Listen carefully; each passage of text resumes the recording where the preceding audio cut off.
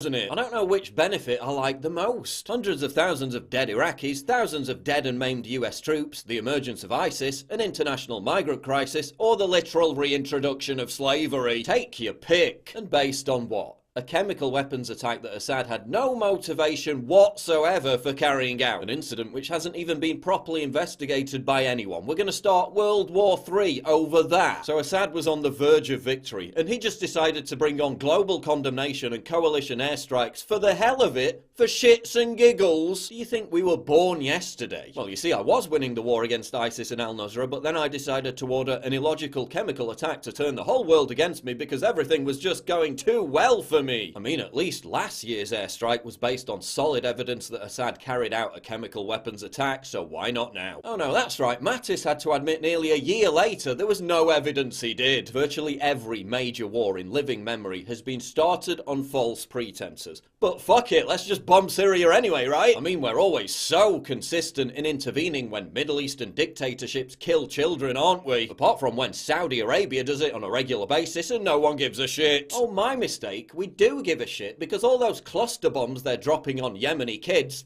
they came from us because we really care about the children. Theresa May cares about the children. I mean, she admits she doesn't know who carried out the chemical weapons attack, but she's just going to bomb Syria anyway. So Parliament's going to get a vote on Brexit, which the British people already voted for, but attacking another country, which is opposed by the clear majority of Brits. No parliamentary vote for that. Fuck democracy, fuck parliament, fuck congressional approval. Let's just declare war by tweets. But Tony Blair says it's a great idea, and we all know his track record on Middle Eastern intervention is exemplary. It concludes that Iraq has chemical and biological weapons, which could be activated within 45 minutes. Yeah, let's listen to that guy. I'm just glad that we still have a strong, righteous, left-wing anti-war movement to speak out against all this. Oh no, that's right, they ditched all that for the far more pressing issues of gender pronouns, shutting down free speech and hating white people. But at least prominent left-wing celebrities are speaking out, right? We cannot afford to lose more Americans in someone else's unwinnable conflict.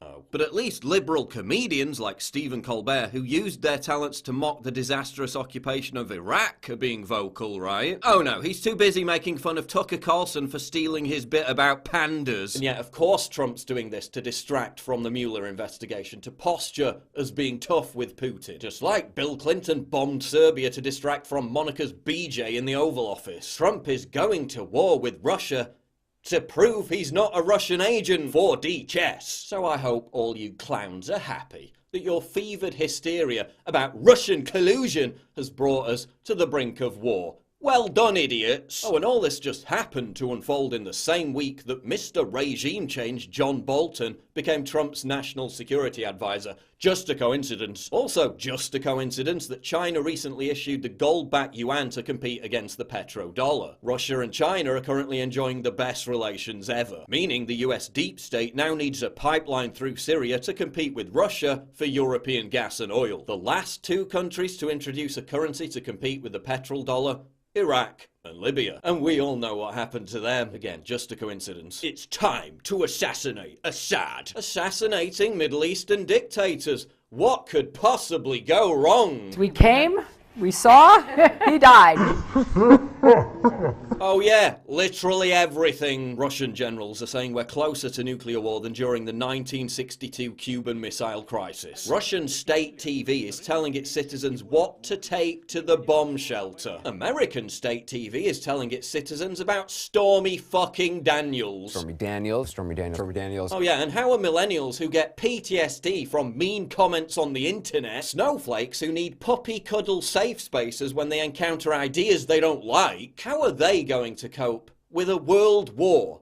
How's that going to work out? Oh, but it's just going to be a little symbolic airstrike like last year, just a little tiny one. No, from everything they're saying, it's not going to be a single target airstrike. It's going to be a massive bombardment. So we're literally acting as ISIS's air force in decimating the armed forces of a secular government that is fighting Islamic jihadists, in support of jihadist rebels who literally round up child hostages and parade them around in cages, in support of the very rebels who themselves used chlorine gas against the Kurds. And we're told we have to do it because it's the moral thing to do. Give me a fucking break. Look at these Syrians in Douma, where the alleged chemical weapons attack took place, after they were liberated from Islamic jihadists by the Syrian army. I mean, they look incredibly unhappy. We better bomb them to make them feel better. I'm just thankful that the integration of Muslim migrants is going really well in Europe, because there'll be millions more on the way after this. And what's the plan for Syria when the regime collapses? Who's going to fill the vacuum? Is anyone asking these questions? And why would Assad do that, given the certainty it would hurt his own interests?